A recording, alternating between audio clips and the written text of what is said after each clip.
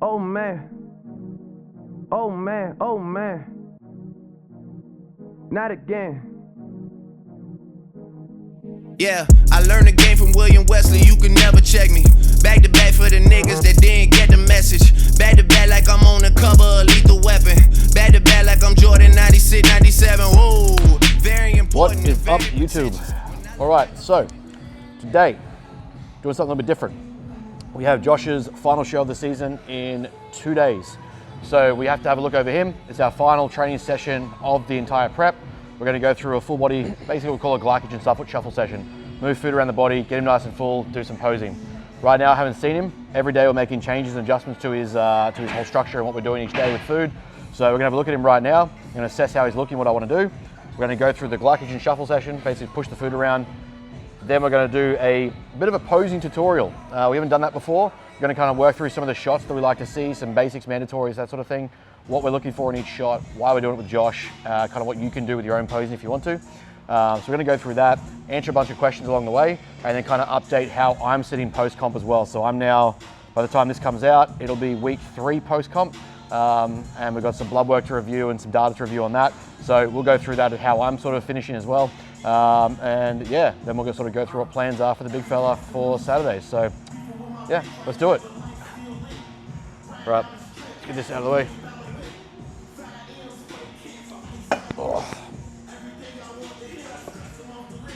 Ah, it's so cold, I don't want to take off my clothes. Get it off. Dick out, dick out.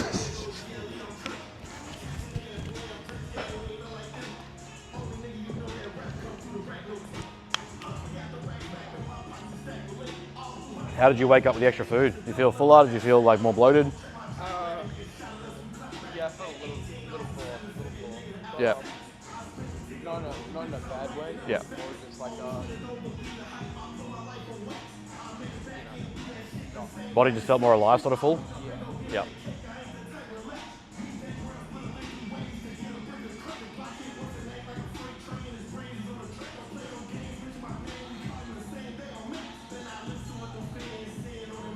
Actually look pretty tight to the skin today. Do you feel that?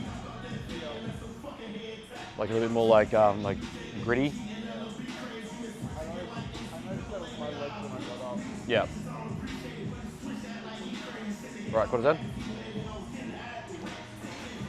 Very keen to see how you pump up after you train.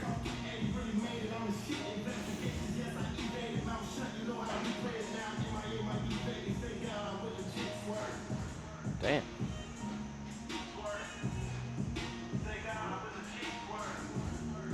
Oh, your abs are tight here. Right, quarter 10. Christmas trees out.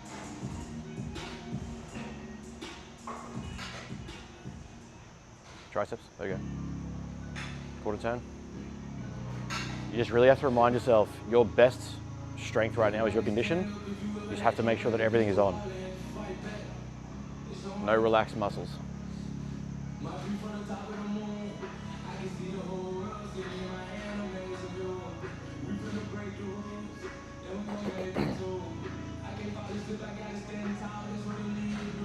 There you go. Head that way.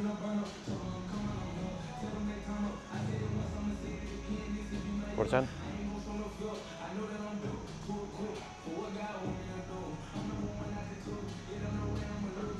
All right, front bicep.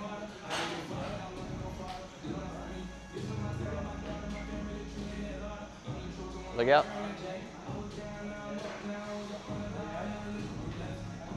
Oof. Leg back. Relax.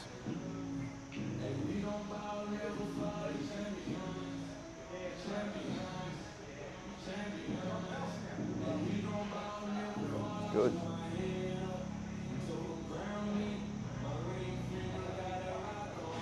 And relax. Side chest.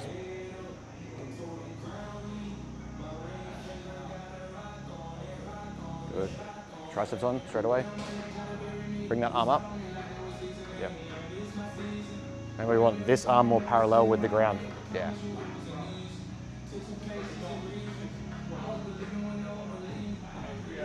little bit more front foot pressure. Yep. So that little bit of extra pressure you put through the front toe splits that out more. And considering the size of your legs and how hard you've worked to have them. All right, relax the back. Oh, sorry, side tricep.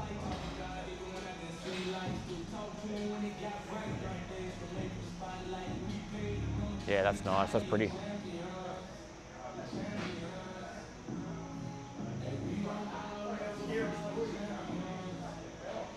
Right, to the back.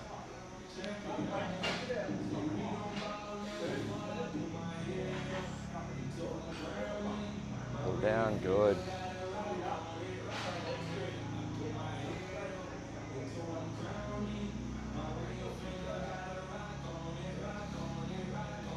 Pull down a little bit more, crank back a little bit. Yep. Nice. And relax, rear lat spread.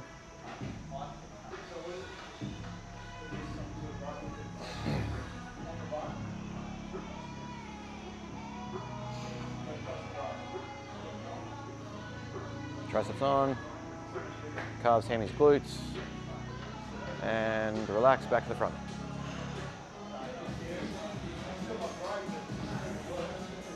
Triceps on, forward, there you go. There you go.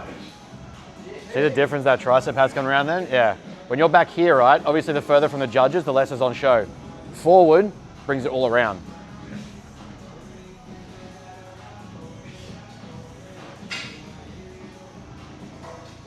Basically, in Gen Z terms, skinny bitch, NBA pro.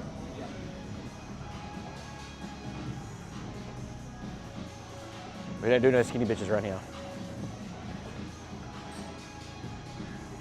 Transition.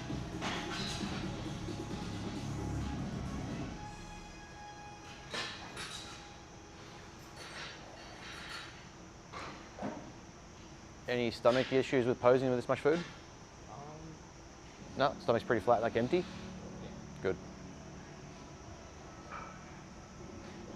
Right, and favorite classic? Nice one. Fuck, that split to your bicep there.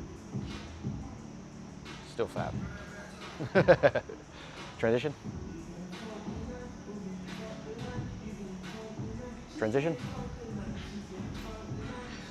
I just want you to slow that one down. So when you do it, I know you want to get into it and you want to get to it, but remember through this bit, slow is fast, fast is good. Fast throws us off. I feel like I'm still waking up. Yeah. All right, transition. That's better, there you go.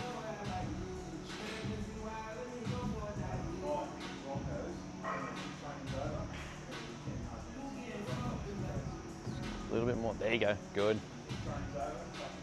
And back up, and abs and thigh.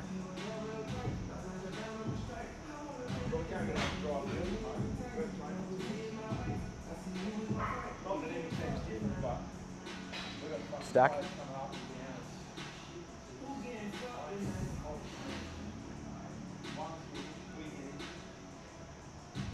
And relax. Good. All right, put your clothes on.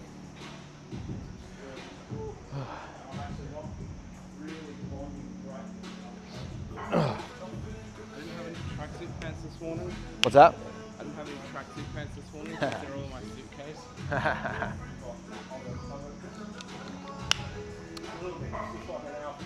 All right, so one of the things that we're seeing with Josh is he's getting harder the more he poses. So some people you tend to find, I was quite the same way when it came to my shows. Some people can go really hard and require pumping up, meaning they're gonna do sets and sets and sets of getting the food and the blood to move to the muscle we're trying to train. For Josh, we're actually finding that he's getting harder and tighter the more that he poses rather than training per se. So on show day, we actually just spend a lot more time posing and getting into our shots as opposed to just spending half an hour in the pump up area doing weights and exercises. So we will do that, but it'll be after we do several rounds of posing and just really drive food around where we want to do it. So it's actually seeing like unless you have an eye for it, it's hard to see, but the tightness he was getting between when we first started and how he finished up just then, there was already a tightness to the skin that wasn't quite there when we started. So we know that going on to the day that he's gonna have that if we pose multiple times and then start pumping up. We have a lot of like tighter, fuller look that's gonna bring out a better condition for the stage. So we're gonna get started on our basically full body session. We're gonna superset. Is there a chest press? There is. All right. So we're gonna go chest press, dumbbell lateral raises.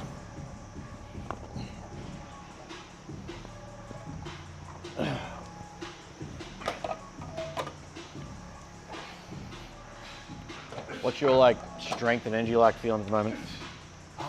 Look, let me see what this is like. I've never used this machine, so how many reps am I trying to get? Like 12 to 15? Yeah, I reckon I'll keep this then. Go up or stay here? Keep this, yeah. Okay. Right, and then we'll go, as soon as we finish that, we're gonna go straight to lateral raises. We're gonna do some standing dumbbells. Yep. Right? So this one, just wants slow and controlled. So I'm thinking like literally like explode out, 3-4 seconds on the way down. So you should still get a decent pump out of it.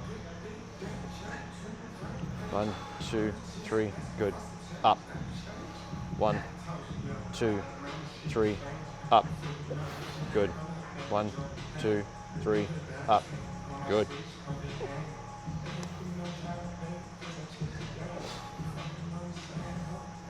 That's it. Push your feet on the floor. You're still in tension. Nice and full here. There we go, good.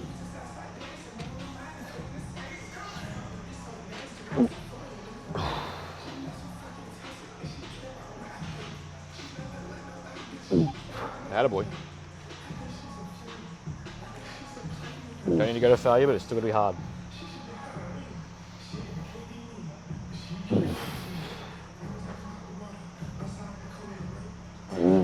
Good.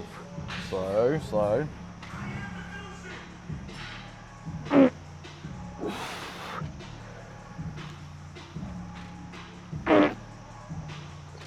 Good. Is that it? Yep. Whew. All right. Literally just like 7s or 8s, nothing heavy. Don't need breaking any joints right now. Yeah.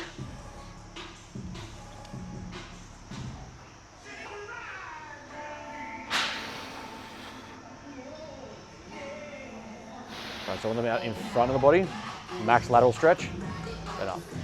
That's it. There you go, good.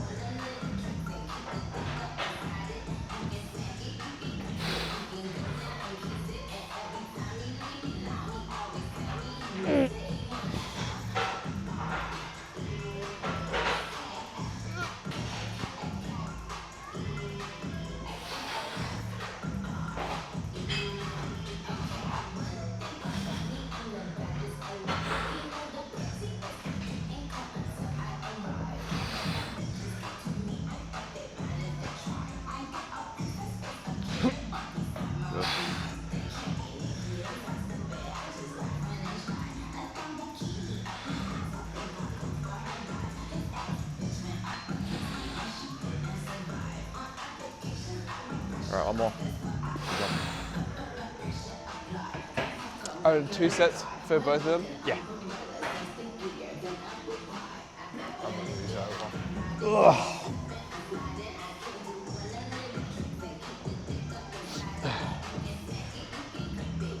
All right, so for those who don't know, or I don't think we've actually shared it on YouTube yet because we haven't got the day in the life up, but the big guy walked away in his first ever show, in his first ever season, the second category that he got up in on the day, with the INBA Pro card for Classic Physique. So basically, he's 1 for 1 in his first ever season, which is not a bad way to be. No, I don't think so. I don't think so. No, that was crazy. The we picked that show because it was a good chance to get some experience on his wheels. NBA is what we've been focused on the whole season and make sure we bring our best look for that. I needed him to have a second show so that we had some data and some experience and variables coming into the main show and understand how the body was going to respond. what we didn't expect was coming in there as a first-timer novice junior at 18 years old, that he was going to walk up there. I wanted to test and see just how conditioned we were. Obviously, you're seeing in the look already just how conditioned he actually is, but I didn't know how that would stack up to other natural competitors. By the time we got up there, it was so evident how conditioned Josh actually was. It was hard for me to rationalize anyone else being center of stage. So yeah, to walk away, like what was supposed to be like a trial show per se, I guess you could call it, like a practice show, a warm-up show to sort of get some experience on his legs and get the nerves out of the way, feel the excitement, the time on stage in front of 100 people with a G-string on. To walk away then with his pro card for INBA and now be a PNBA athlete is, if he so chooses, was a pretty unreal outcome that we did not expect.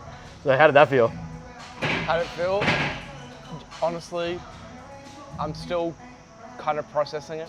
Like, it's not something that I expected to happen until such a long way down the track. So on the day I was baffled. I genuinely didn't know how to feel. You heard me up on the stage. My he said some things that I did not encourage. My mouth ran away from me. I wasn't in control of that. Calling your coach a 6 CUNT in front of 100 people is pretty funny. My dad was pretty proud of that one. All right, let's go again.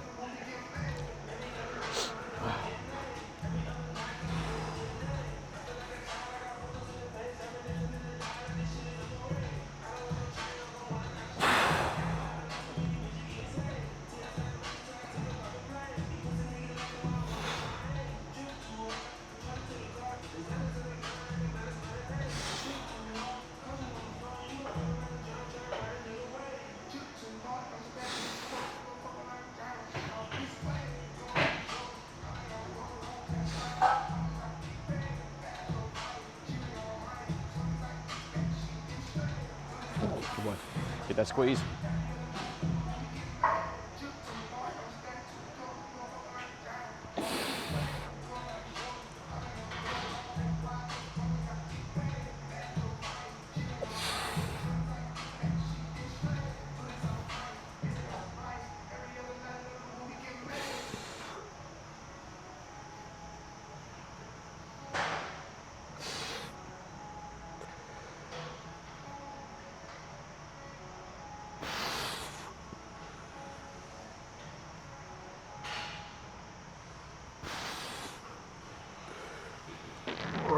Good.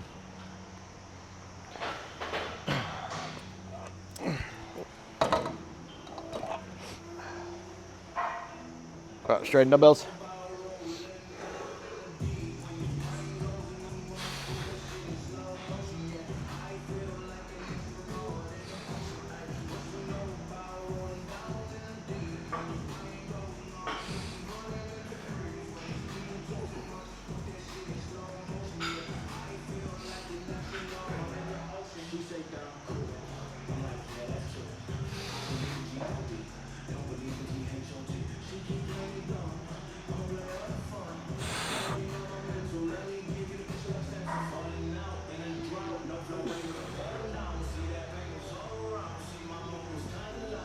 Good.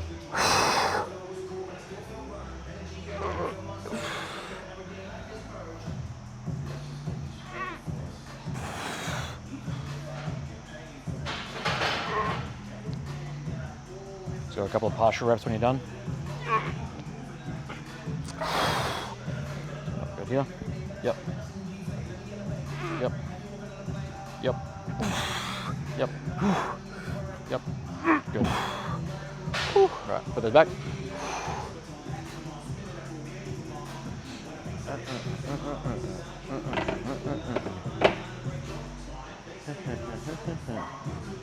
I can feel like the heat in my shoulders. Yeah, good. That's what we want.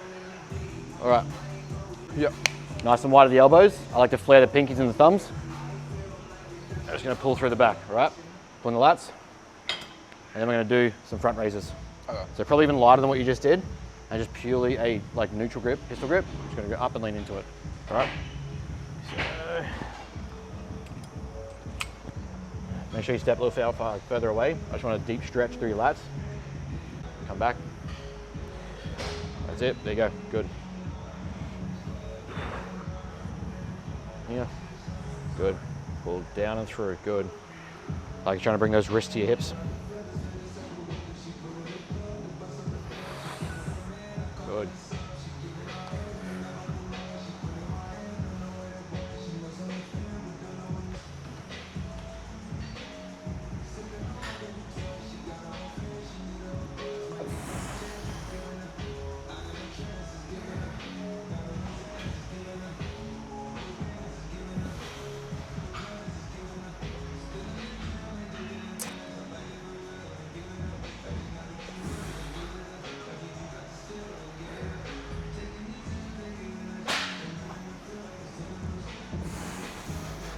Nice.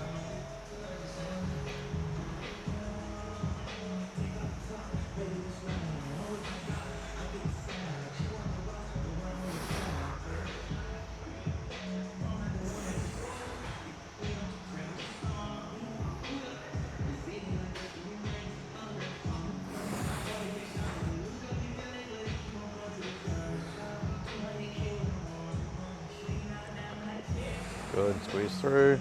Nice. Good stretch.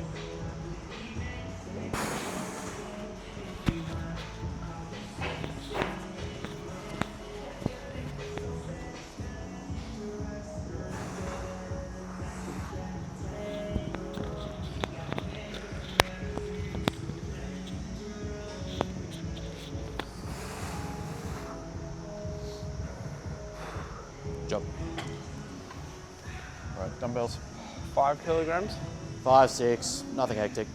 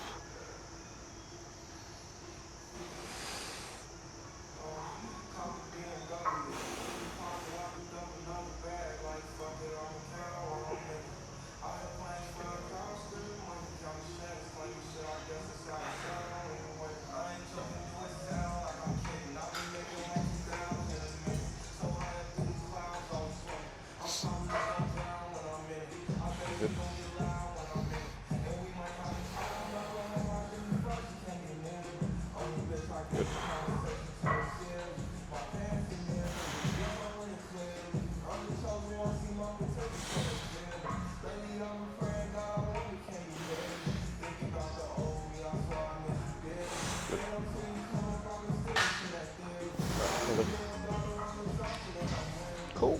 Yep. For me, leading into this show, how did you feel when you were 2 days out? How did I feel when I was 2 days out? Yeah. Very bored, very selfish, very lazy. In terms of the show though, I was very, very calm. It was the first time I'd ever done a season where I hadn't had to dig right to the show. So I was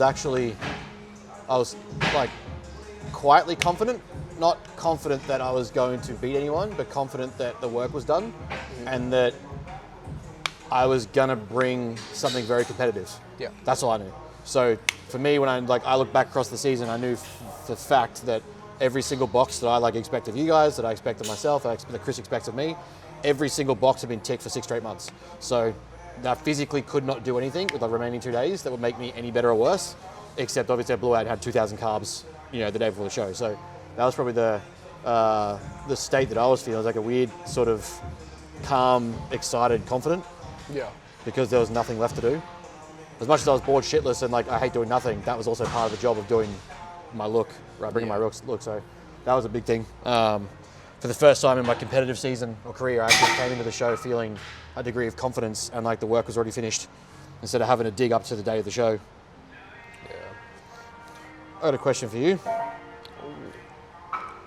What made you decide to compete for the first time? Given that Josh is 18, we've been working together now since he was 16. He's always kind of wanted to compete and we've had that track in mind.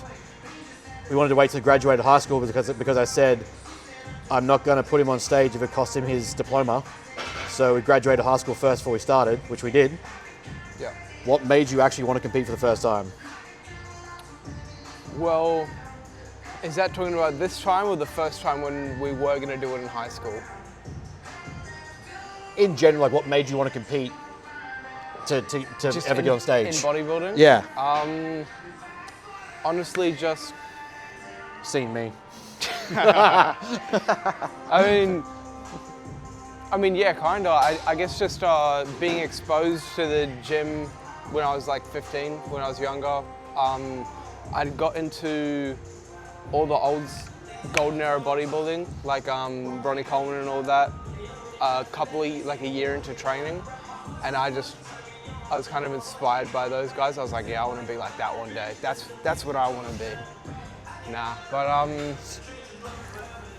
yeah, I would just say what made me want to get on stage is just the fact that one day I do want to be a competitive bodybuilder as a career, and I just really admire bodybuilding and what bodybuilding and the gym has brought to my life has just been really great. You know, like it's added so much value to my life, so much purpose to my life, and yeah, this prep has really taught me that.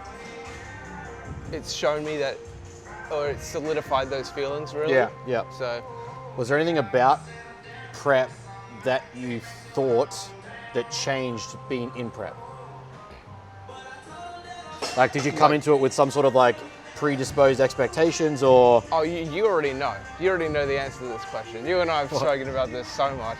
How I thought it was just going to be miserable the entire time. Yeah. Yeah, the entire time, start to finish, I had to feel like shit. Had to fucking be tired all the time. Yeah. And that definitely, the fact that I went into it with that mentality at the beginning of the prep, when I was pretty much on maintenance calories. Yeah. I was miserable as hell because I thought I should be miserable. Yeah. So I would say, that's the perspective. Yeah. Across the season, his lowest calories was 37 calories per kilogram. My lowest calories for my season was 22 calories per kilogram of body weight. So yeah, when he went into the prep, when we started prep, he was losing weight on more food than I was eating, and I'm 22 kilos heavier than he is. So the conversation we're having early days of prep was because of the people around him and just things that he had been watching and seeing, which I started picking up on. I'm like, hey, you've been following this guy, have you been watching this guy, have you been watching this YouTube? Because the way he was describing things, my experience of watching those people, I know who they are and the way they talk and express stuff. His perception was that he was supposed to be suffering because, you know, that's how other people online do it, and going through this absolute hell and torture from day one. The reality is we had him in a very good starting position, timelined it out perfectly, and actually considered a lot of the life variables that he had that would get in the way. So we accommodated for those so that he was in a position to have good food and have enough energy to get through life. So yeah, when he went into it expecting, a lot of our conversations early days was basically unwiring that expectation, because he was thinking we were doing something wrong or not enough, or other guys were beating him, because he was already lean and on so much food when everyone else was still fat and trying to lose weight. So we were getting conversations of being ready 10 weeks early. The reality is, if you look at yourself 10 weeks out versus where we are now, how much more improved have you been? A lot. And your food hasn't dropped that much. Yeah. Exactly. I'm talking about the like the YouTube people that I've watched. I would say that goes back to what you and I spoke about yesterday. The whole fact that like no one's gonna watch the video if it's all sunshine and rainbows all the way through. So I feel like it gets very dramatized as well on social media. Yeah. And then people see that and they think that that's what they have to be like, and especially that's definitely the trap I fell for. It's a degree of responsibility as a social media platform when you see these guys with like 250,000 followers and they're pro bodybuilders, whatever it might be, go through it however you want to. Obviously, your coach does your thing and they do it, but when you have first timers and novices watching you that don't know any better, and it's kind of like their perception becomes that's how it has to go. There's a degree of responsibility to that you have to explain. Like if you're going to run a channel and a platform, there's a degree of responsibility to that where you explain that's not for everyone. That's not how it has to be, or like the reason why you do short preps versus someone does long preps. Yeah. Like this is our first time together, so we did a longer prep. But your perception was you had to feel how he did at 6 weeks out, at 20 weeks out. Do you remember when I was in high school and it was when me and my friend came to you and we were like, oh, well, we want to be shredded we want to hop on stage for, what's it called, formal, so that we're shredded at formal or whatever like that. That was when we were first going to do it. And then you were like, okay, so what do you think this is going to look like? And we're like, oh, maybe like a 12-week prep. And you're like, okay, get the fuck out of here. Yeah. Hey, I'm not afraid to lose clients to tell the truth. That's funny. Yeah. No, because the only exposure that we had to prepping was like Mr. Olympia athletes and 12-week preps. 12-week preps. Yeah. Because they have the time, the money, the drugs, the size, the metabolism, the fact that it's literally their job. Yeah. Like they're getting paid to do that. Yep. All right, let's go. I might put it up on.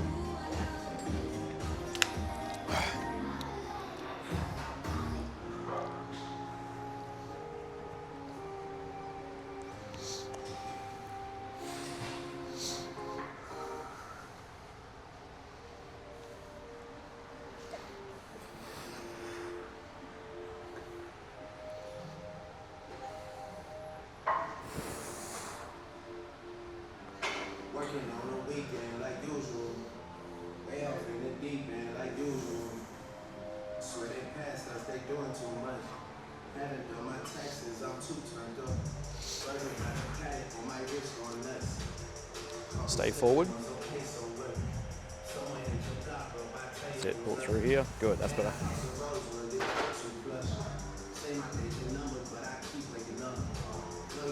Nice, good. Drive with those elbows.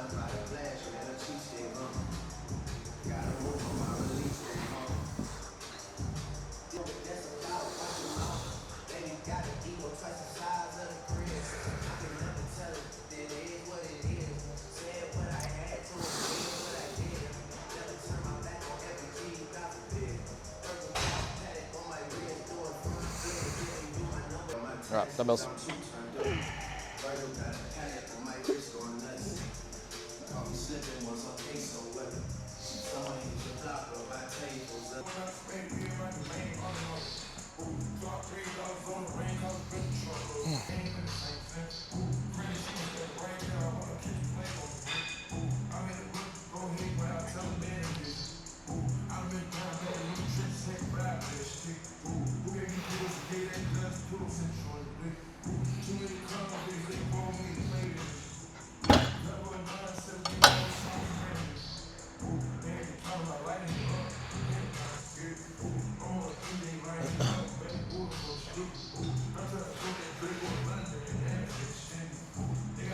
Also, in case anyone's wondering, Phil abandoned us for this session.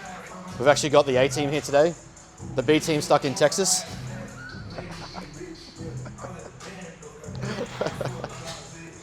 He's also not allowed to edit this out either.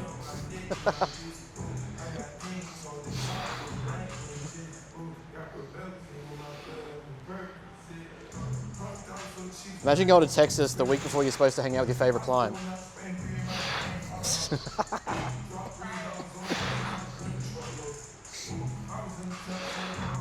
Job.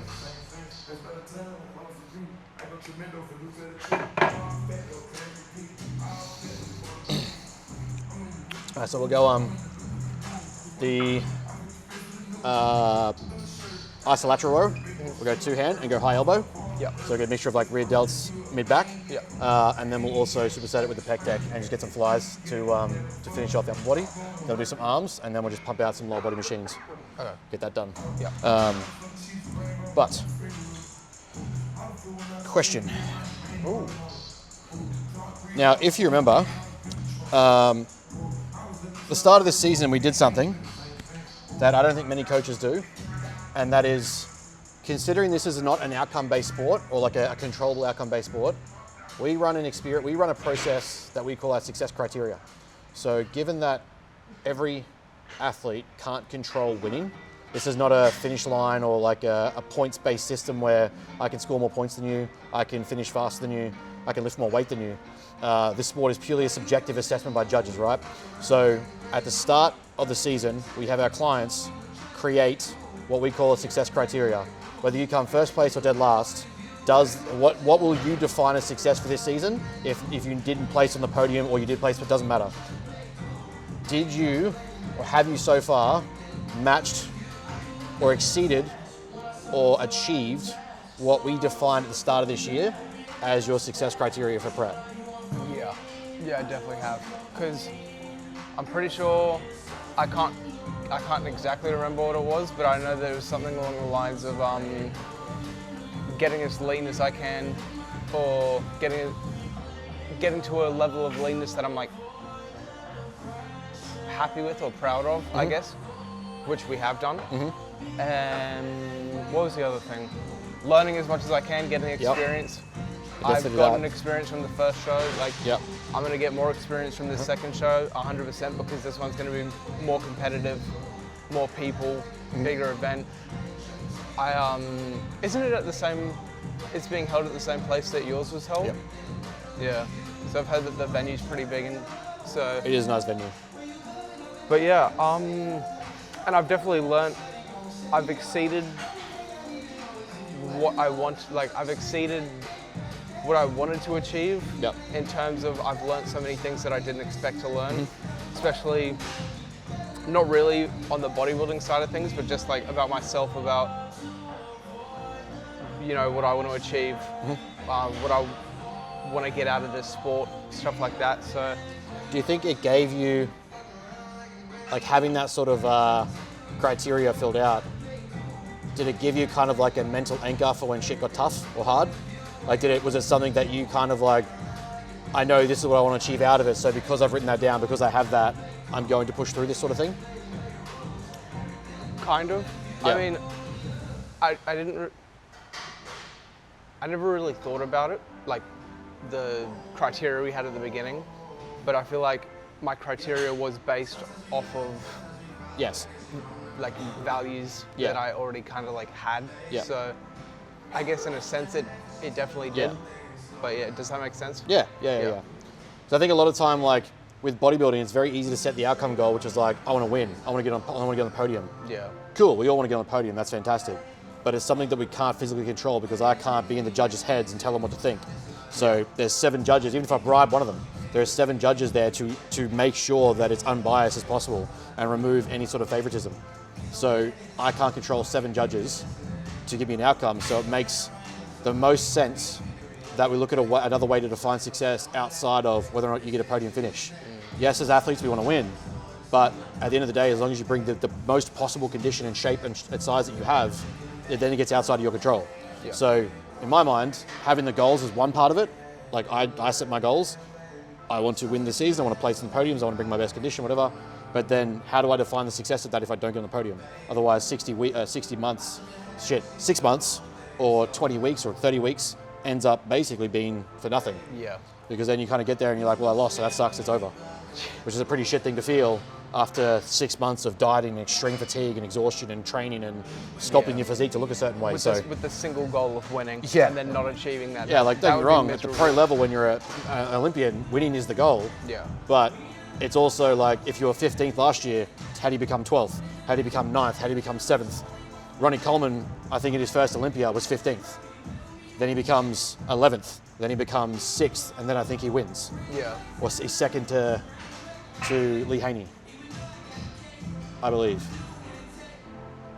Shit. Yeah, I think he's second to Lee Haney. Or Dorian. No, Lee Haney. I think my timeline's mixed up. The point being, he goes from being Ronnie Coleman at the back end to the Ronnie Coleman we know.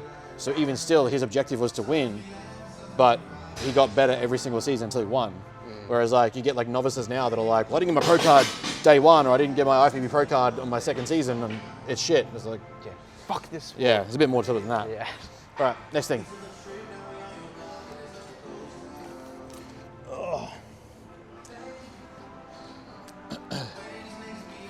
This is a bit random, but did what's his name? Was Sebum like a top 5 in his first Olympia? I can't remember. I don't think he was. Because he also, well, to go pro, he did bodybuilding, then moved to classic. Yeah. But I don't think he was top 5 day one. I don't think. I have to double check now. I want to research this. Oh, here's a good question. How much of competing becomes psychological by the end? Prep, bodybuilding, physique development, getting on stage at a high level condition is one of the most psychologically challenging things you could possibly do. People I've played a decent level at many, many other sports, and bodybuilding in and of itself is probably one of the hardest mental games that you will ever play. So we don't realize biologically by the end, you're in a state of starvation where the body's literally going to trick you at every point it can to try and make you eat food. So you are fighting your own biology, your own psychology, your own physiology to not eat. So to not, when we have what's called a metabolic adaptation or downregulation, the body tries to do things to slow you down and shut you down so that you stop outputting. So your expenditure is so high and your intake is so low and your body is so lean that it's trying to fight you staying in that condition by making you do less stuff. So when it comes to your activity levels, you'll want to naturally park closer to the shopping center. You'll want to walk less, you'll want to fidget less, you'll want to get up and move less, your bowel movements will be less, your training intensity will go down, your cardio effort will go down, your posing, your desire to pose will go down, your craving for food will go up. Your brain has a receptor, it's called the olfactory nerve, and it sits inside around the nose and then connects to your hippocampus. So basically what it does is tell you that, hey, I remember that smell. That smell reminds me of Hungry Jack's. There's a Hungry Jack's on the way home, we should stop at Hungry Jack's. That connection is literally your brain's way of trying to make you store more food because you're depleting energy. So all these factors come into play when you look at the psychology of prep.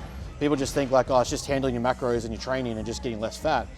But at a certain point, as a process of evolutionary biology and psychology, it doesn't want you to get less fat because that's a form of starvation, which is death. So to do this, mentally, you are literally overcoming the natural biology and psychology of survival to try and maintain the state of condition that we get to. So yeah, when you see people talk about how prep's just it's just dropping body fat or just removing food or just doing more cardio, those are variables, but it is a lot more up here than it is whether or not how you train. Towards the back end anyway. So yes, I think there's a lot more than people realize. All right, let's go. Ben. Oh, there you go. That's fucking crazy. Oh, that was Sabrion. Yes, I remember. Up here? Yep, nice and high.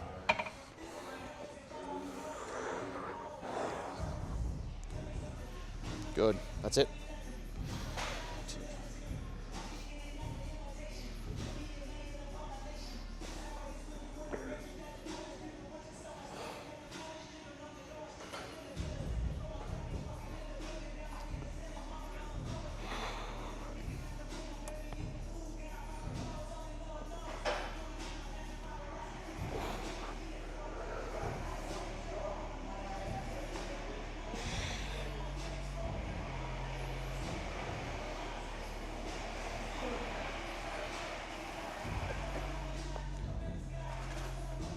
And you'll see here too that weight is very moderate on all of these exercises. We're not doing anything crazy, we're not doing anything intense. Main reason right now people seem to get this wrong. We're not building tissue at this stage of prep. We're not trying to PB, we're not trying to set world-breaking numbers in our training. We're just simply trying to shuttle glycogen, we're trying to move food around, we're trying to get blood flow to go to the areas we want to see, so when we're posing, we'll see how he looks and how pumped up he is. So there's no excessive loads right now. Some people might have that capacity with drug load and muscle mass and joint conditioning. But for me, the approach with Josh right now is reducing fatigue and allowing him to actually just contract properly without stressing the muscle too much. We don't need overall systematic fatigue and stress to go up. Good job.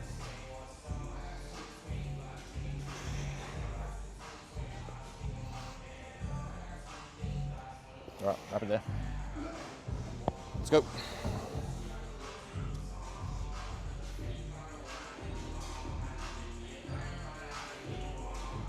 You know who I'm excited to see come back to stage? Who's that? Rough Diesel. I'm always excited to see Rough Diesel. Pardon? I'm always excited to see Rough Diesel.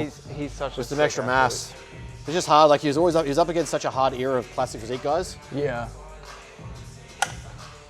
and like his size, it's like Arnie with Franco. He was never going to beat C-Bum with that height and size difference. Yeah. I might put the weight down. Down. Yeah.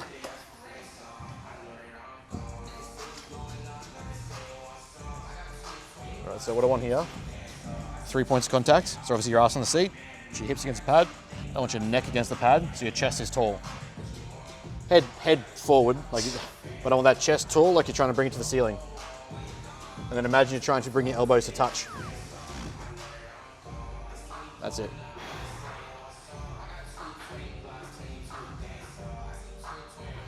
Good. Squeeze. There you go.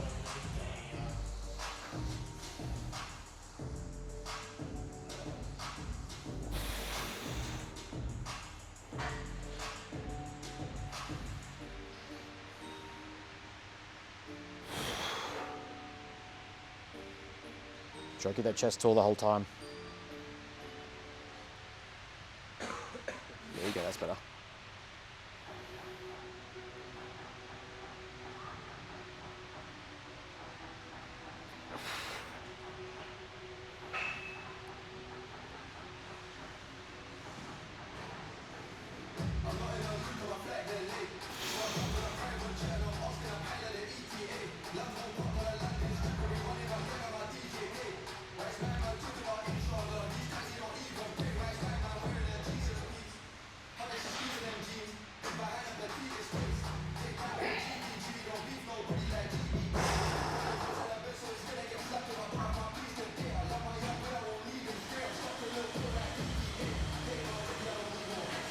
Good.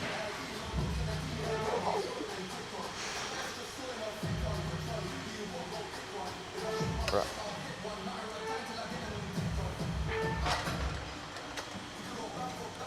Beautiful. Very nice.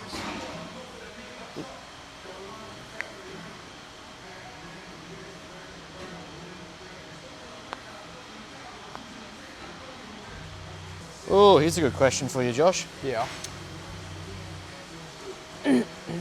Has there been any particular feedback or lesson in working with us, our relationship, that stuck with you the most out of prep?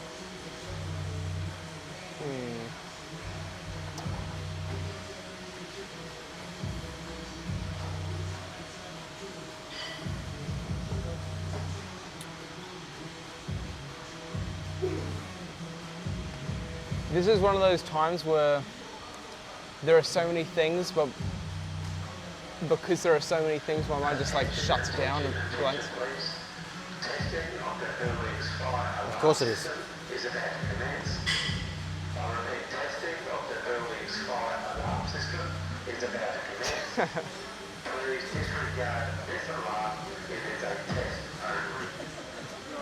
You're good. Congratulations. Thank you. And congratulations. Thank you. Thank Don't you. ever lose that smile.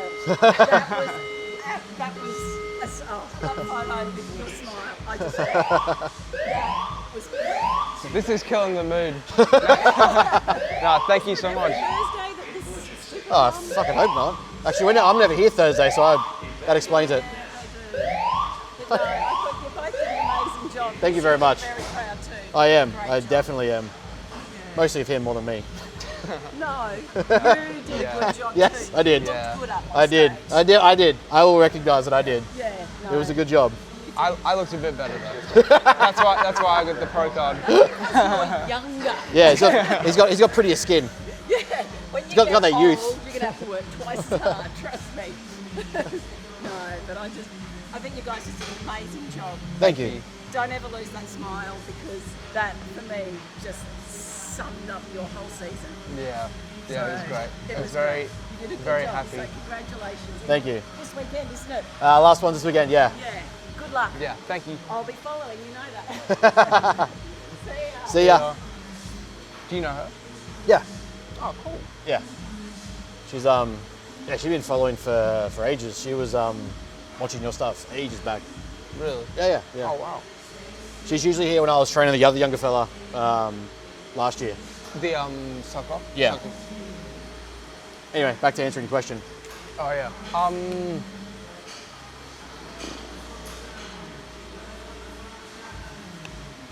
One thing, Like, top of your head. Yeah, Quick fire. First thing that just came in then, probably the not wasting the time, trying to be as present in the moment as possible. Because at the beginning of the prep, when I figured, you know, I have to be miserable, I have to hate this, it's just like, it's a really easy way to make yourself just hate every second of it and wish everything was just over. Yep. But then now that it's literally 2 days left of the season, I realize, oh shit, all that time is gone. I wasted like the first half of this entire prep being fucking miserable. Yeah. When I, you know, now I have less energy. To be honest, had no right being miserable. Yeah, literally. Actually, I have a funny thing to say after I do this set. But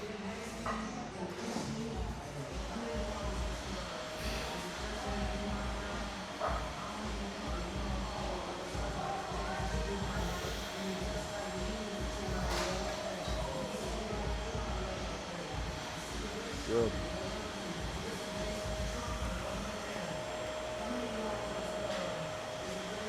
Good.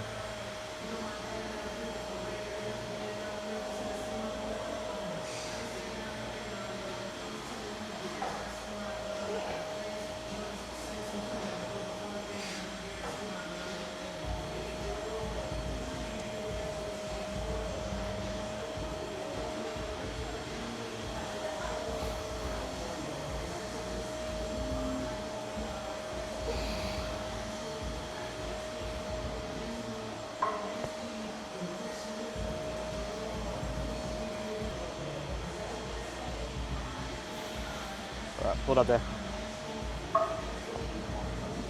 All right, I'll sit over here.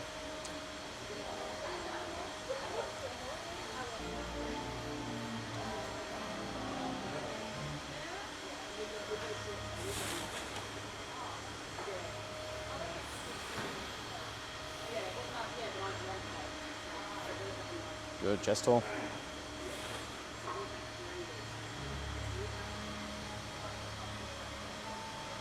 Good.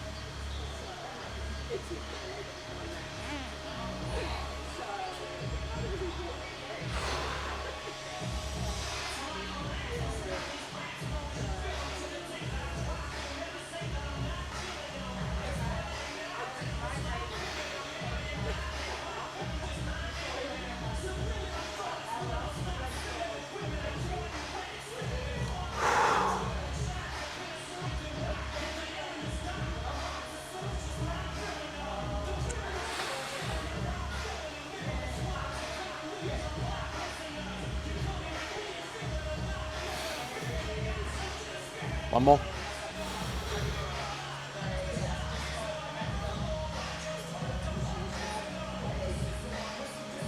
Good.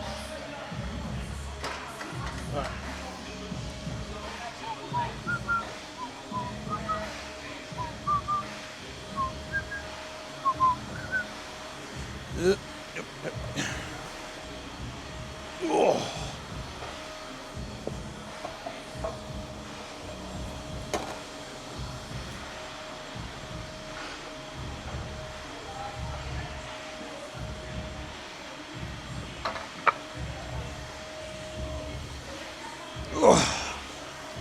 What was your funny story? oh, basically, wait.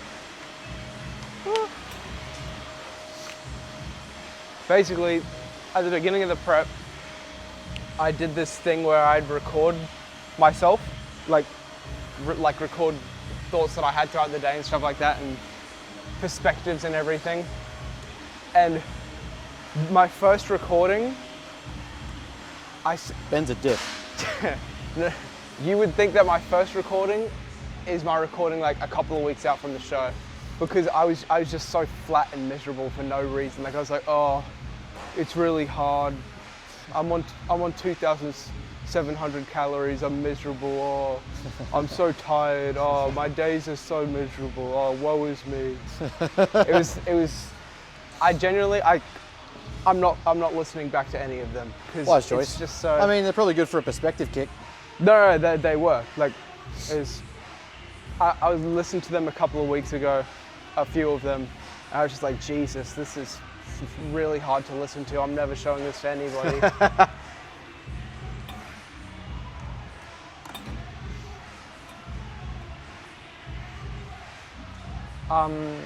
Okay.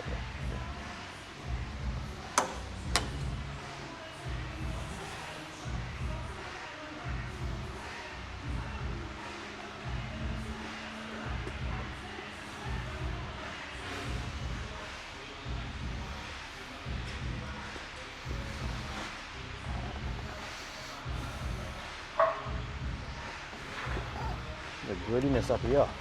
Oof.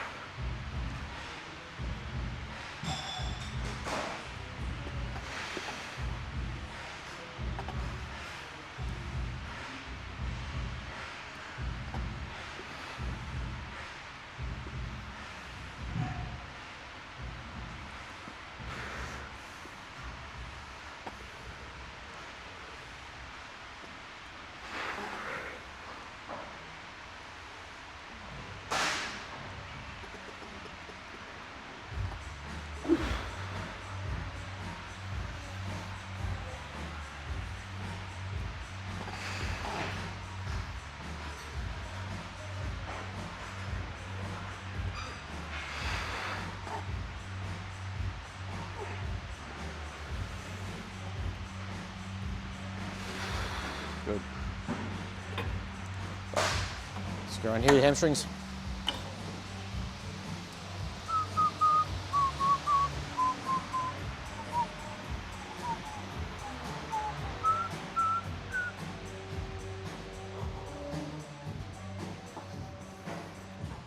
This one? Yep.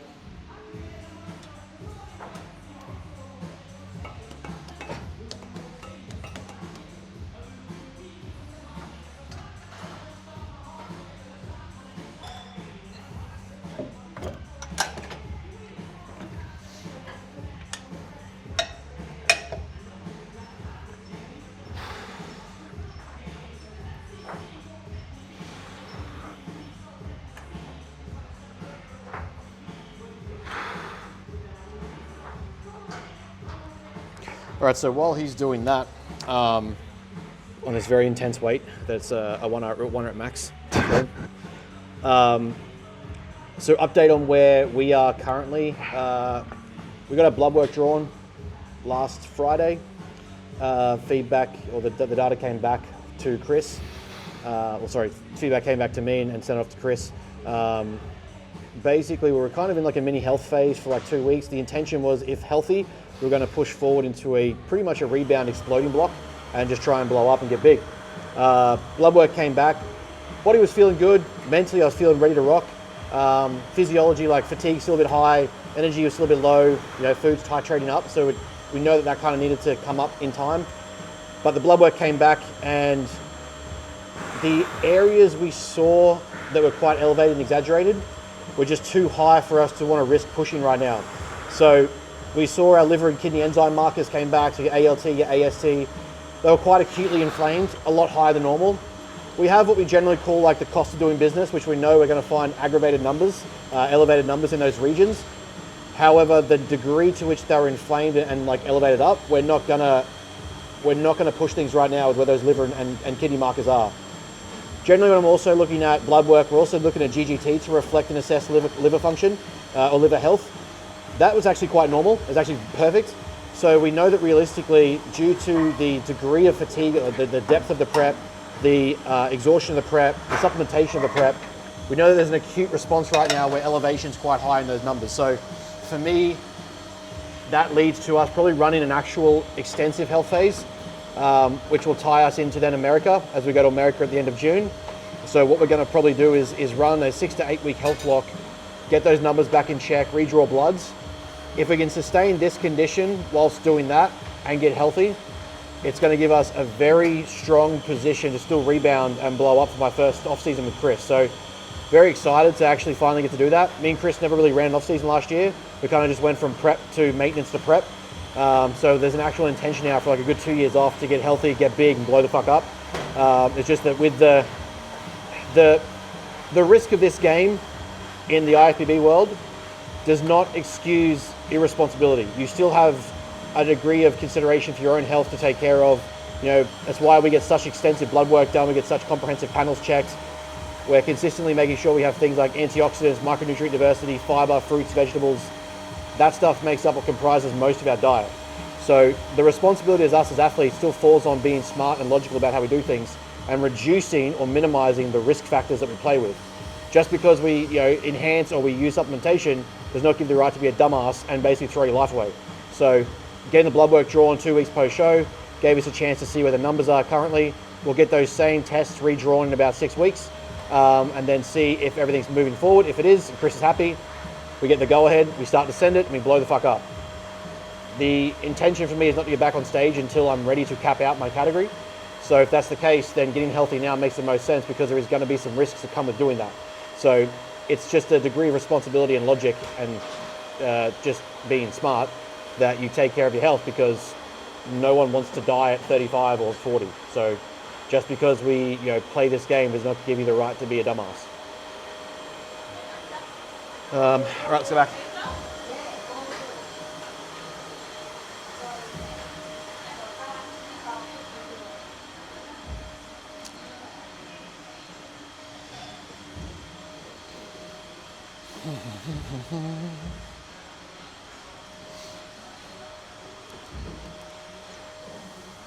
All right, Joshua.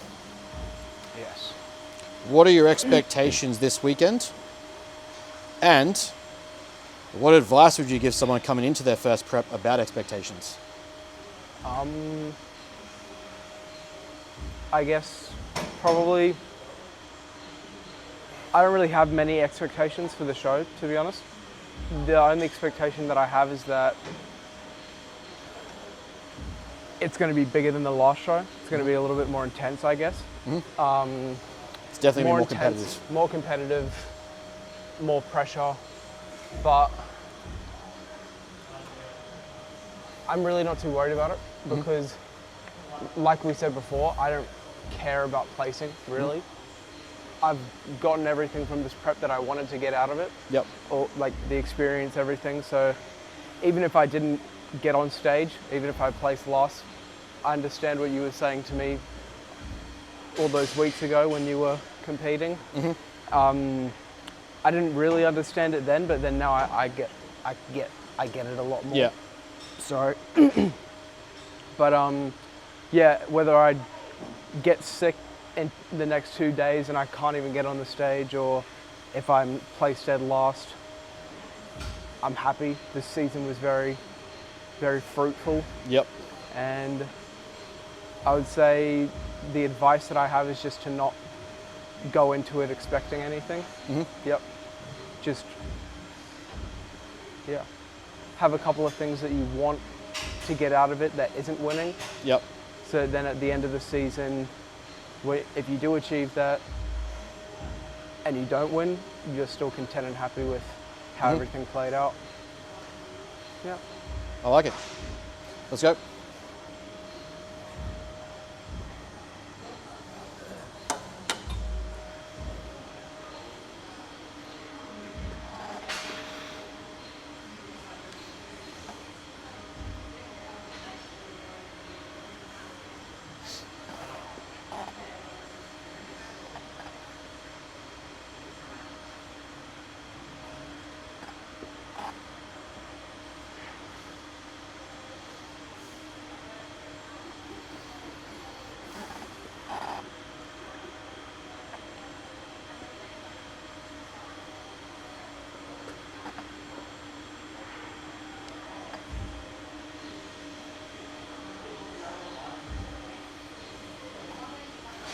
I'm hoping the camera can pick it up, but you can already see the job we're trying to achieve today, the grittiness that's coming to his skin with how tight the muscle's pushing against the skin, that sort of like hard, gritty striation look.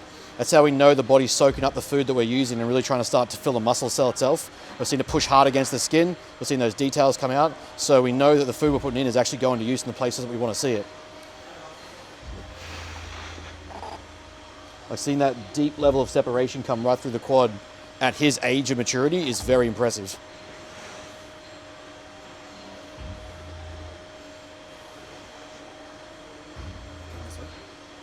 I'm in the light. Here's me being like, look at this thing. Just block it out.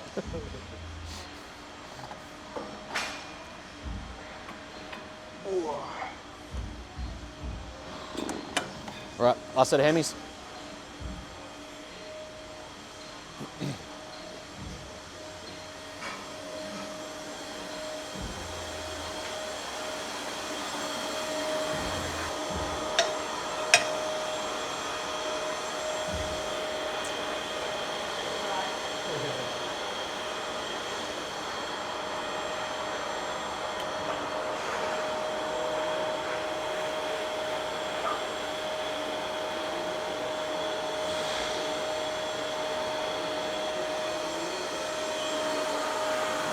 Good man.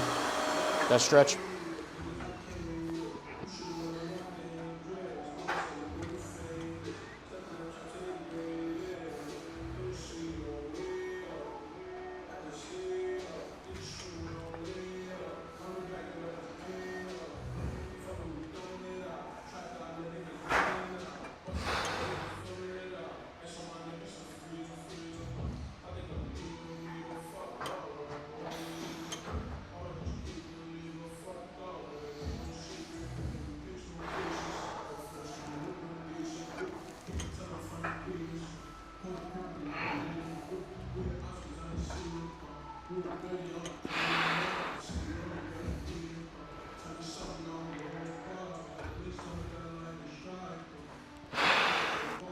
Good job.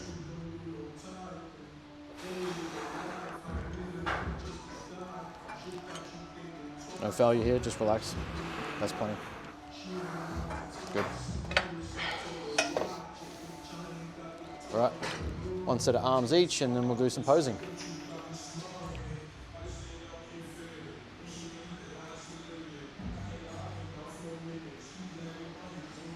Oh.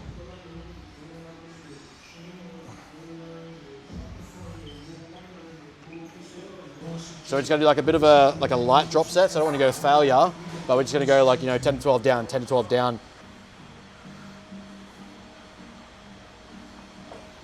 What'd you get, 12s? Yeah. Cool.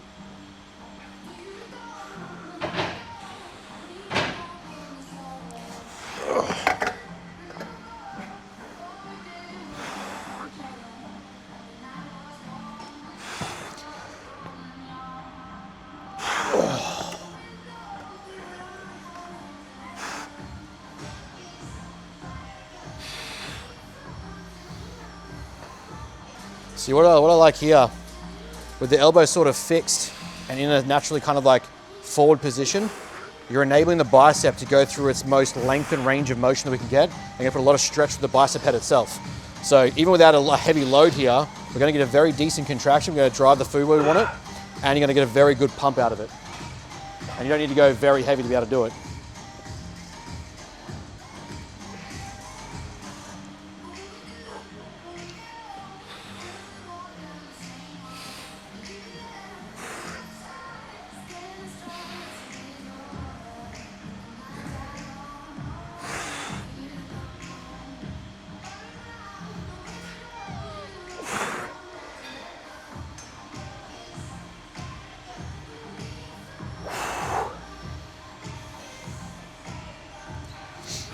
All right, so approaching post-comp for Josh while he's going through this absolute ringer of a set. One of the interesting things that people need to be considerate of when it comes to the reverse out of show phase for naturals is that because naturals don't have the exogenous supplementation we're using to regulate hormone profiles, there's actually a degree of a longer period of health focus we need to worry about. Some studies, if I recall the data correctly, took up to 6 to 8 months to see testosterone levels and hormone function return to baseline normality. So the average natural person needs to take a good period of time to get healthy, rebuild their profile, get the body back to homeostasis and balance. So in the natural world, or from my approach, we're looking at fatigue management post-comp, we're looking at blood work post-comp, we're looking at health focus post-comp. Reintegration back into life, I've used that word a lot with Josh, is reintegration. There's a lot of isolation that comes through bodybuilding towards the back end. There's a lot of selfishness, a lot of self-driven focus. What we're going to try and achieve is reintegration into connection, into food, into social life, into relationships, into work, into normality, as well as maintaining a lot of the successful skills that we built. So the post-comp phase for me is as much about debriefing the show, I guess extrapolating the skills and traits we've learned in the season, and then also focusing on getting healthy, getting the body back to normal before we approach what comes next. So when it comes to the training window, I tend to pull down to kind of like what I call like a health metabolite phase.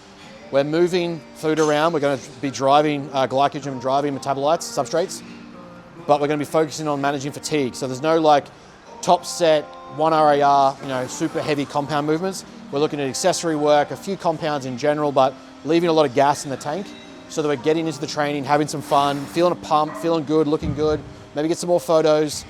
Each session should be intentional, but we're not going in there to absolutely obliterate ourselves. We need that recovery window to reverse out of the prep, just like we took the time to build into the prep. So I call it kind of paying back your debt, your prep debt, right? If we look at it as an evaluation currency, let's say you start prep with $10,000 in your bank account. Every week you're deducting $1,000. You do a 20-week prep, you're currently $10,000 negative, not $10,000 positive. We need to reinvest back into that account to pay off what's owed, as opposed to extracting more money from that negative account. So that's how I kind of view the reverse out of prep phase. We're reinvesting back into the body before we extract from it again.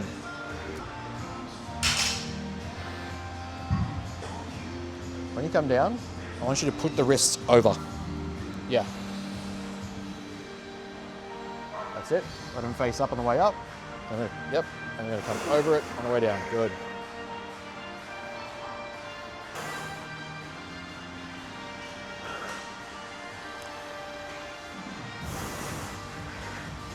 Good job. Nice. All right, last thing I want is just some diamond push-ups on one of the incline benches. And then we'll do some posing again.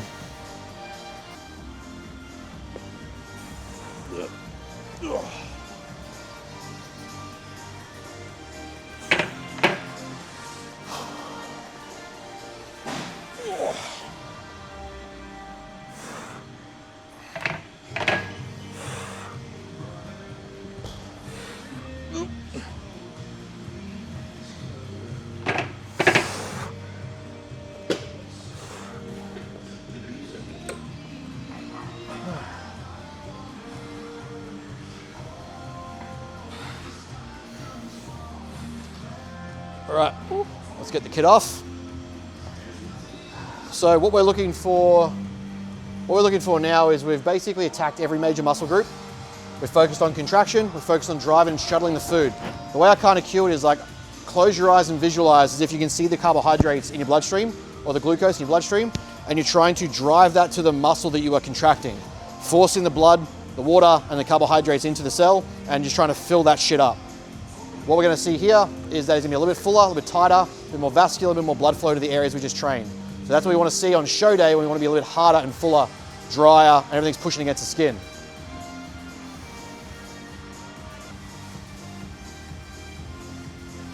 Legs. Ow.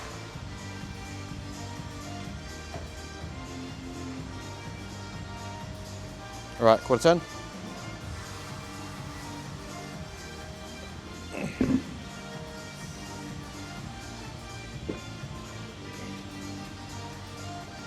That's very good. Fill that pec up. Yeah, there you go. Quarter turn.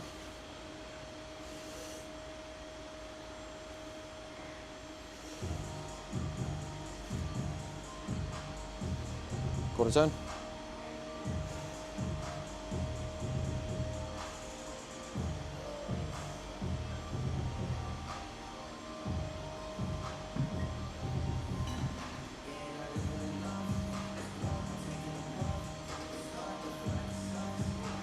Quarter turn.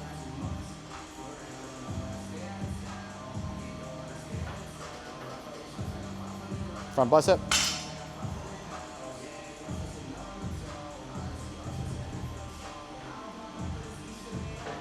Leg out.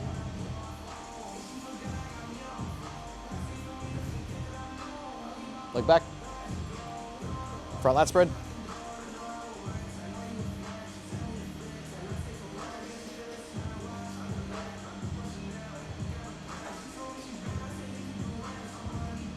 Side chest.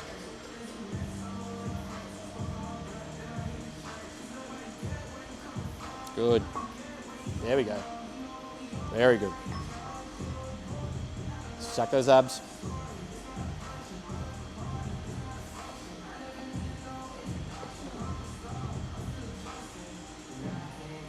Side tricep.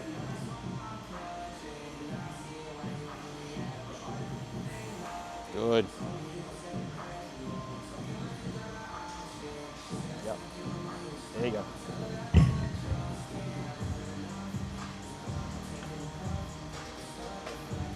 To the back.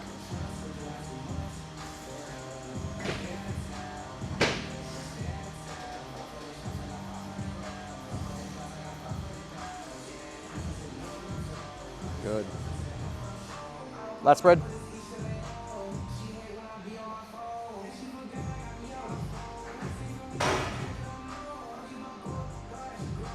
You can see here what we're talking about through the legs, the grittiness of his skin, the vascularity that's coming out through the hamstrings now. What's happened basically is we've pushed a lot of volume into the muscle cell that's actually now filling that up and expanding into the skin, so the skin looks tighter and stretched out. The muscle looks harder and looks fuller. Yeah, good. Right, back to the front. Most muscular. Go back a little bit for me, get under that light. Yeah, that's good.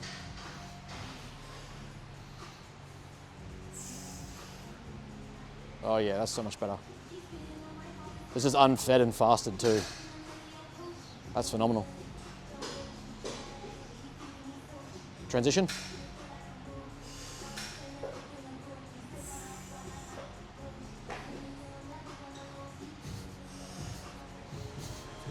Yeah. Yeah, I know, tell me about it. It's insulting.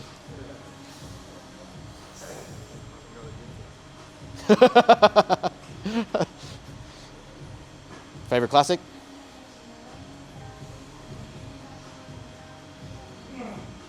Tricep on. There you go. Transition.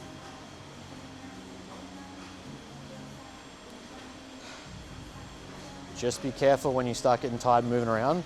You're starting to shift back this way. We want to keep it that, yeah. That's it, there you go. I know it's hard to vacuum from that. Yeah, there you go. Good. And transition. Watch your footing. Yeah. Bring it around a bit more. Probably just moves that forward, yeah. Slow as fast, fast as smooth. There you go, that's it. It's like your back double bicep, that second crank is where you get yourself around properly. Yeah. And relax back up. Abs and thigh.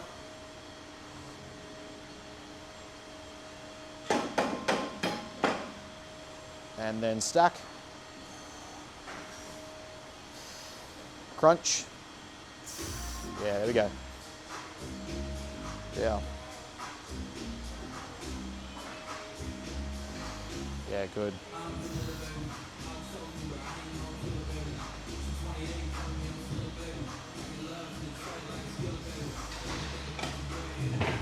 And relax. Perfect.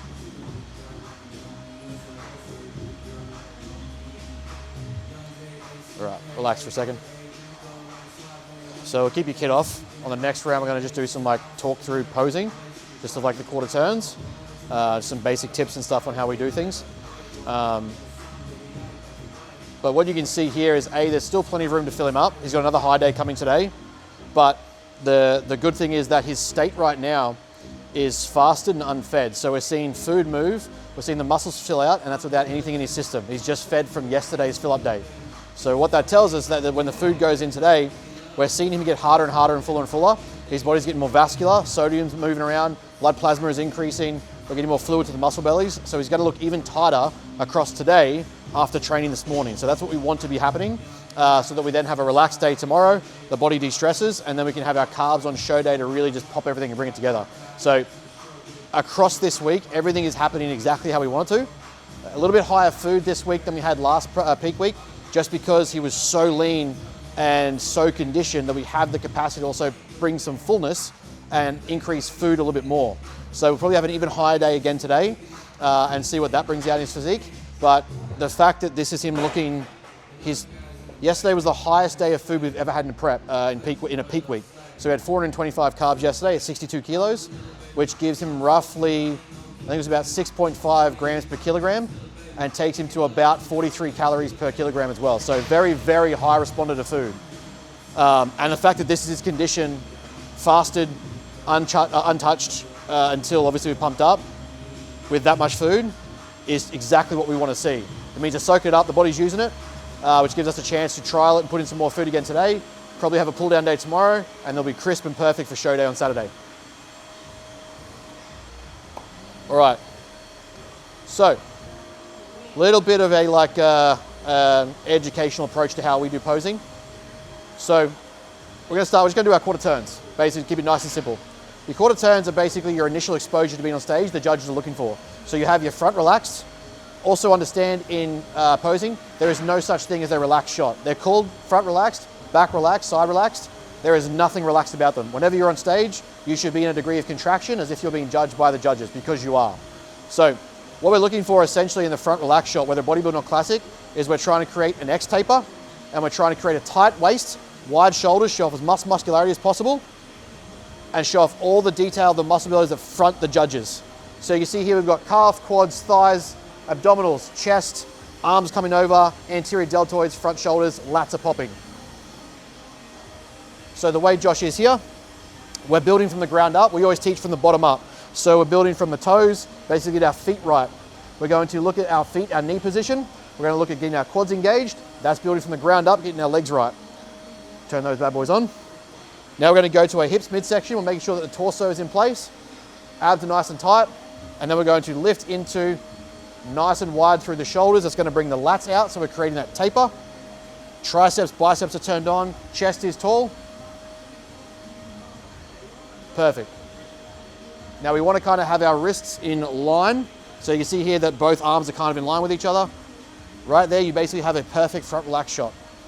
Now, as your size of mass and center of mass changes over time in your career, these positions will tend to change, but I find that this positioning for Josh is the optimal way to show everything off, bring out as much detail as possible, and show the muscle bellies that we want to see to the judges. A nice cue here as well is that we generally try to encourage what we call chest breathing. So when you breathe too heavily through the stomach, you lose control of your midsection, it looks worse to the judges, you start to distend and basically lose control of your shots. Picturing keeping the air in your chest and no lower, almost as like a separate airway. So you're trying to just basically keep air up here and prevent extension too hard from the stomach. Of course, nice big smile for the judges because you're happy to be there, you're not miserable. Now, you always turn to your right in what we call your quarter turns. If you need to practice this, an easy thing to do is grab a broomstick.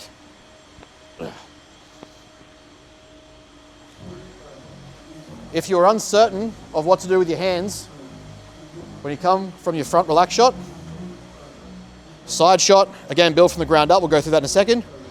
To understand where to put your hands and basically what to do with your arms, I usually go just outside shoulder width, and we're going to rotate.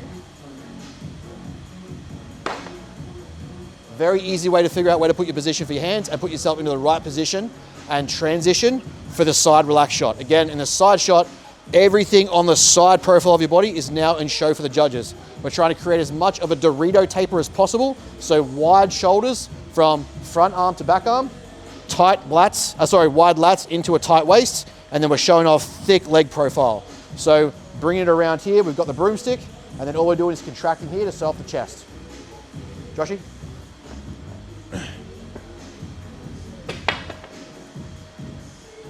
So from the front relaxed position, we're going to quarter turn, always to the right.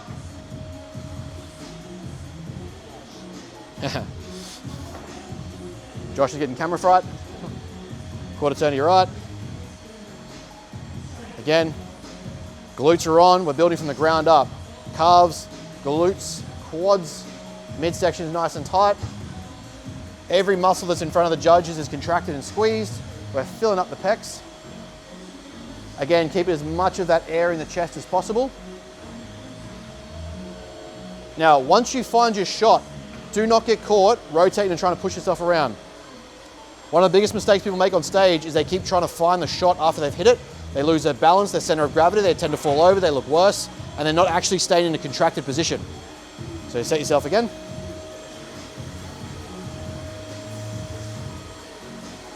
There we go. So right here from Josh, you can see wide shoulders, creating that Dorito look. The lats are tapering into the waist, glutes are shredded and popping from the back, and we're seeing the hamstring separate from the quad.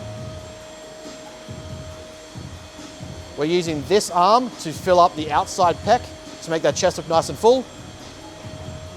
Now using our military pivot, so we're going from the ground, we're going to transition with our feet, come around to our back shot. Now with Josh, just stay there for a second, come back up. Because on stage, again, we're trying to show off our strengths to the judges, right? The judges are comparing your weaknesses to someone else's strengths. You want to make sure that you don't give the judges a chance to see how weak you are. So Josh's strength right now is his condition. We're going to show the hell out of this Christmas tree and the striations of his lats. So when he comes to his back shot, we are literally bringing out Christmas in June. Building from the ground up. Triceps are on. A little hard to see right now with the shadowing, but you get that idea. All of that's on show for the judges.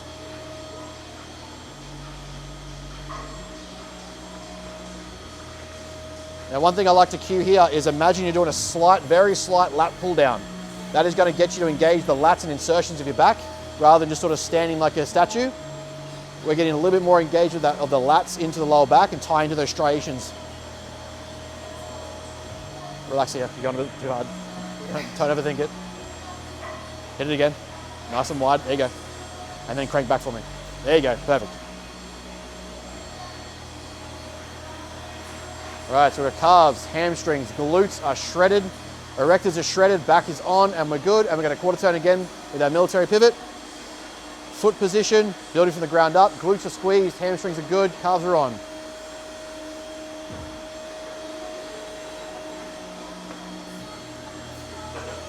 Now, one thing that we like to cue is just a slight crunch towards the judges.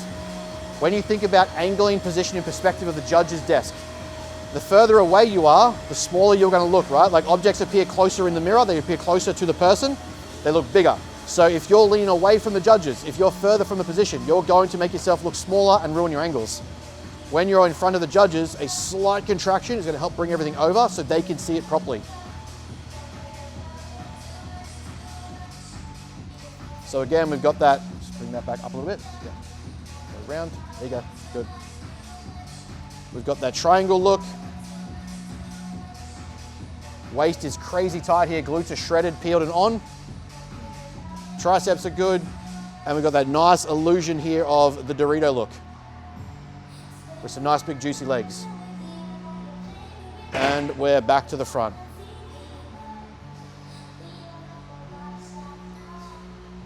So that is your quarter turn round. Basically every federation does the exact same thing. Starting at the center, you're going to do your front relaxed, quarter turn to the right, quarter turn to the right for your back shot, quarter turn to the right for your side shot, back to the front again. Whenever you are at the front, if you are not doing a pose, assume that you should be relaxed. So the judges will say relax between your next shot. If you're here from this position here and they say front double bicep, you're going to hit your shot, they're going to say relax. You come back here. They're going to say front lat spread. You're going to hit this, come back here. You always want to assume that if you're in front of the judges, you are hitting a shot that is engaged because the muscle you're being judged whether you want to be or not. Even if you get put to the side, if you're in the first lineup and there's 3 lineups, if you get put to the diagonal or the outside line, always be in an engaged shot so the judges can see you are working. You are being judged from every minute that you're on stage, whether you like it or not, it's just a fact. Assume that you have eyes on you and someone is looking. So that's basically your front relax shot, is just an easy way to go about it. But yeah, so that's pretty much how we do your quarter turns, which is the first round of posing you will do on stage. Generally what most federations will do is run through that. If the lineup is big enough, they will then call out the first call outs. That is usually your top 5, top 6, so that you know you're kind of in the running there for one of the top spots. They will then go through what are your mandatory poses. So that's your muscular round, so that's your front double bicep, lat spread, side chest, side tricep, etc. They'll go through that, and then again, the next lineup comes through, and then they'll start to decide who's there, first, second, third, rotate everyone around. So quarter turns, I generally say, build your quarter turns first, get those right, because most of your shots come from your quarter turns. That's how we started, right? Nailing your quarter turn shots. So when you're in a front relaxed, it's very easy to go from your front relaxed to then modify to suit your front double bicep or modify into your front lat spread. The foundations are built from those quarter turns. Your side tricep, side chest shot comes from very similar positions to your side relaxed. So being able to get those down pat and hold those shots is the best way to build into your muscular rounds. So yeah, we'll wrap that up. That'll be our first tutorial into how we approach posing. You can put your clothes on. We'll do a couple more questions and that will be the end of our pump-up session.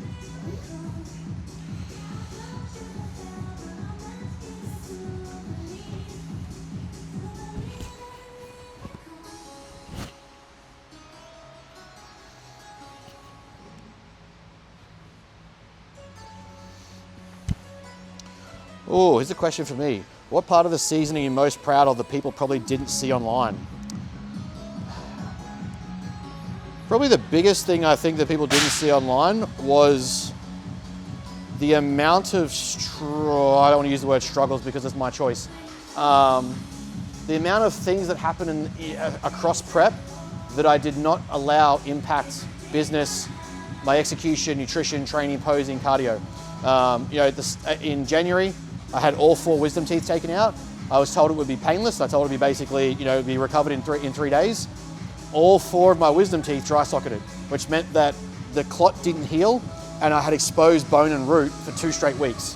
I had to go back to the dentist to get it recut and then basically get on this it was to the point where I was taking, I'm gonna say Valium, I was taking whatever the painkiller was, and I was waking up every 2 hours at night because the painkillers were wearing off because the pain was so severe.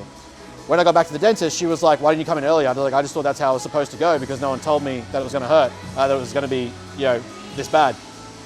And she was like, the bone exposure is a 10 out of 10 nerve pain. I had all 4 of them exposed and unclotted. So that was a fun 2 weeks. We had our Instagram shut down, which obviously we've spoken about. We had car crashes, people ran into us in prep. We had people trying to steal clients and trying to attack our business. We had university, all these things where my biggest focus across the season was that I would not allow prep or any nature of prep to impact my deliverables to my clients. So the shit that happened, the things that went on, the depth of prep, the energy fatigue, etc. The main thing for me was no matter what happens, I do not allow it to impact my deliverables to the clients to make sure that our team does their job and gets what they need so that I'm not being selfish and making it about me. So the struggles behind the scenes made that more challenging than I expected, but it was something that I committed to making sure wasn't visible to most people. So I would argue, I would hope that in my prep, you wouldn't have guessed that I was in a prep in how I still delivered as a coach. No, yeah, I wouldn't have known. I was definitely I was probably a little bit more airy in my speaking in check-ins, but objectively, deliverables and execution, I made sure that no one missed or no one was missed, that I did my job, that's a fundamental thing that you should do. But I would like to think that that was probably the biggest thing, no matter what happened, I didn't let that impact our clients, our team, at the expense of me, no matter what prep was doing. So that was probably the biggest thing that I was that was a thing behind the scenes that it took a lot of work and a lot of mental practice, a lot of mental skill to make sure I did that, because there was days where I just wanted to sleep and I wanted to go to bed and I wanted to pass out on the couch and I didn't want to speak because of the pain in my face, all that sort of thing. But that was probably the biggest thing for me, is make sure that the team didn't see that as much as possible, hopefully. I genuinely, if I didn't know that you were in prep, I would have thought you were completely, if you hadn't told everyone I wouldn't have known until like the last week leading into your shows. There was no difference. Like, Good. pretty That's much. good. That's a Yeah. win then. That would have gone really bad if he was like, yeah, you fucking sucked. Oh yeah. So actually, All right. Last question, or a couple questions for you. Did you underestimate anything about the process? underestimate. I feel like I overestimated everything, to be honest with Yeah, you. that's fair. Maybe What about posing? the only thing I underestimated was posing, Yeah. I would say. Because posing coming into this, we had this conversation at the beginning. When you first start, it's like, oh, going to the gym is the hardest part. Yeah. Going to the gym every day. That's the easy part. Yeah, yeah. That's the fun part. Then, oh, I have to diet as well. Oh, Yeah. this is the hardest part. Dieting's not that hard. Yeah. Posing. Yeah. I don't like posing. It's definitely something that pretty much every first timer misunderstands. Is bodybuilding gets looked at as a subjective artistic sport. It's rarely even called a sport, and we're often told there's no performance aspect to bodybuilding. After playing rugby league for 20 years, playing touch football for, God, at least a decade, playing a multitude of other sports at school, one thing that is certainly not true about bodybuilding is that posing isn't a performance. Being able to pose at the state of depletion and fatigue that we're at when we're on stage, being able to practice posing for 20 to 30 weeks and then obviously across the rest of the year, but specifically in prep when you are getting like tired and low and fatigued, and be able to hit shots consistently in positions the body doesn't want to go to, right? Like you're contracting. The objective goal of a pose is to show your best attributes and features, minimizing your weaknesses, and smile while you're doing it while everything is contracted. Think about when you're training, how hard it is to contract a back shot, like a, lat pull down, and if you're genuinely training hard and properly, right, how pumped that feels or like how crampy that might feel. Now imagine having to hold that for 30 seconds when the judges are trying to decide who goes where and what we're doing. And then they rotate around and do it again, and then rotate around and do it again.